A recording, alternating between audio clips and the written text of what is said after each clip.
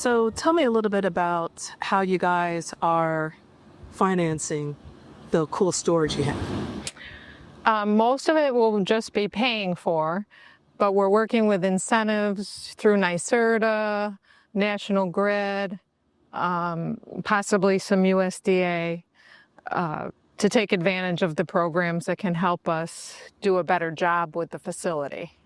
How available is that for most farmers? It's available to anyone that applies.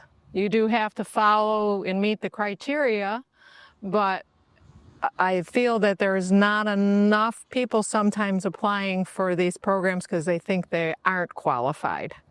And I think it's very important to at least try, because the worst that can happen is no. But if the funds are available, all the farming is costing so much with labor and everything like that. I feel that we need to take advantage of any of the programs that help you with the cost of expanding the business to make the business more sustainable and profitable. Is there a downside to not applying? Well, if you're not applying, it affects the whole area because they feel that there's not a need for the funds in our area then, and the funds will be reallocated to different programs or different areas, maybe possibly even other states. So, depending on if it's federal or state funding. And I know it's not always easy to find everything, but I find attending meetings that you might even think that aren't something that your farm would want to do.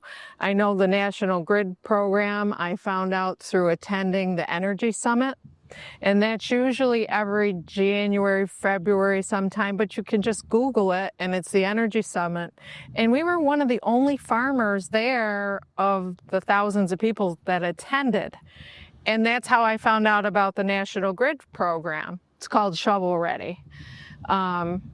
And that's been very helpful for a couple things that we added on to our squash processing room.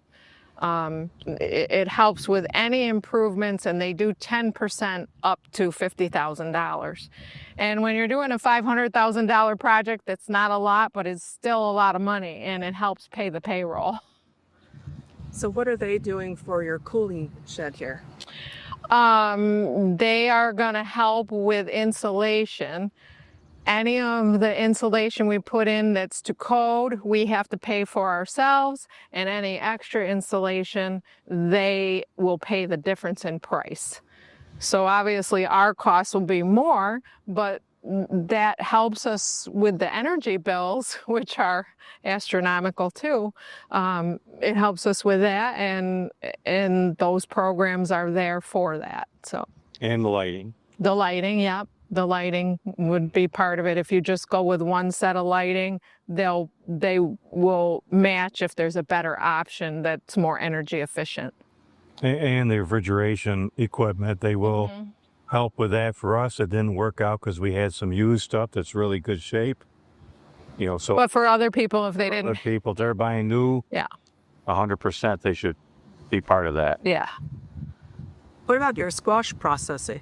I mean, I think of that as machinery you're using, for packaging and stuff like that. What would the energy field be interested in? Well, it's still that is a cooled room. So it still had compressors and things like anything that's going to need heating and cooling is going to be involved in these programs, and lighting. Anything that's energy. Oh, and the solar that will be going on this building will be a huge solar thing to help pay for all the refrigeration. It's actually a 150 kilowatt system, so it's a large one. And if you didn't have the incentives, it wouldn't work. It wouldn't work. You couldn't do it. It wouldn't work. The buy or the payback on it would take way too many years, but with the incentives, it works, and our electric bills are astronomical already, so that really helps with that. You were saying earlier that you used to work with farmers to help them take advantage of things and the point system. Can you explain a little bit about your background? Well, I used to be on a board called Lake Plains RC&D, and it's not there anymore. Unfortunately, they got rid of it. Farms like the USDA and the NRCS and the FSA, they have programs that are available, but they're not allowed to go out and tell farmers, hey, we have this program open. You have to go and apply. So what the Lake Plains RC&D did was we would go and talk to farmers because we weren't involved with them. We would find out what was available, and we would go talk to the farmers and try to help them, you know, procure those funds. I wish they still had it, because I know part of it is farmers don't have time to go and look for these programs. It takes a long time. But ask. If you ask your FSA and you ask your other programs, your USDA and NYSERDA, they're going to tell you if they have something available for what you're doing. You're mentioning something about a point system earlier, like you apply. Yes. You don't think you're gonna? Can you explain that again? Yes. Most of grants are on a point system.